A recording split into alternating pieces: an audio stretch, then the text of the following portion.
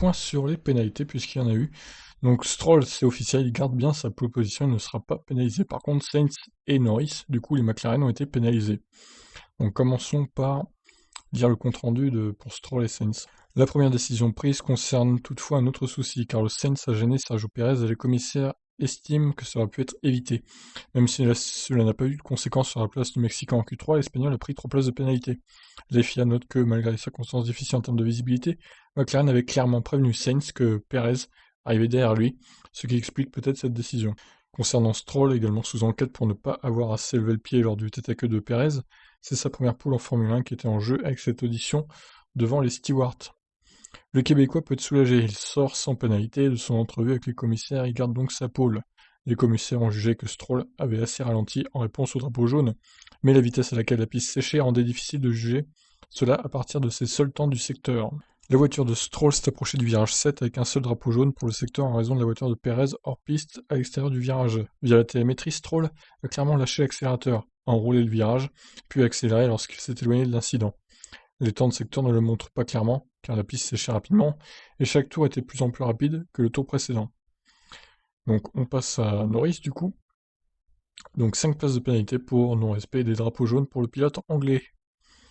Donc c'est un gros coup dur pour les McLaren qui partaient déjà loin, là, pour le coup les deux, c'est encore pire. Donc un double drapeau jaune était agité en Q1, et les commissaires ont jugé que l'amélioration de son temps contrevenait au règlement.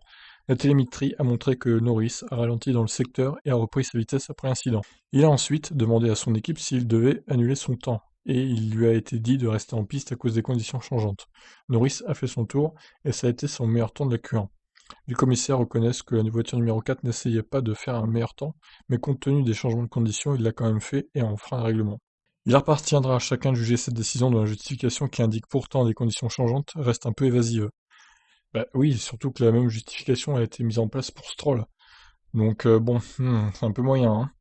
Le fait qu'un double drapeau jaune ait été agité et non un simple a certainement joué dans la décision des commissaires. Le double drapeau jaune, contrairement au simple, impose au pilote de ralentir complètement. Ouais, bon, on va dire que c'est ça du coup. On va découvrir la nouvelle grille de départ. Alors, pour les 10 premiers, ça change pas, du coup, Vettel 11e, Charles Leclerc 12e, Gasly 13, Magnussen 14e, et donc Norris, qui était 11e, il passe 15e. Et donc Sainz, il est juste derrière lui, avec 3 places de pénalité à cause du fait d'avoir bloqué Perez. Bon, a priori, il n'y a pas d'autres pilotes sous enquête, donc peut-être s'il y avait Russell sous enquête aussi, mais lui, il part déjà dernier, avec changement de moteur, donc au final on s'en fout, même s'il est pénalisé de 5 places, au final il partira dernier quoi qu'il arrive, donc voilà. Le plus important dans tout ça, c'est que Lance Stroll garde sa place de pole position. Tant mieux pour lui, on lui souhaite de faire une belle course demain, même si avec Verstappen à côté, ça risque de saigner un petit peu au départ. J'ai hâte de voir ce Grand Prix, j'ai hâte de voir les conditions qu'il y aura sur la piste, et j'ai hâte de voir comment les Mercedes vont se débrouiller en course. Beaucoup de choses à voir dans ce Grand Prix, 11h10, je vous le rappelle. N'oubliez pas de vous lever si vous comptiez faire une grasse mat, c'est raté. Je vous invite à rejoindre le Discord, le lien est dans la description de la vidéo, pour regarder tous les liens que j'ai mis à disposition pour voir la course. Sur ce, je vous laisse réagir, qu'est-ce que vous en pensez de ces différentes pénalités. Allez, ciao.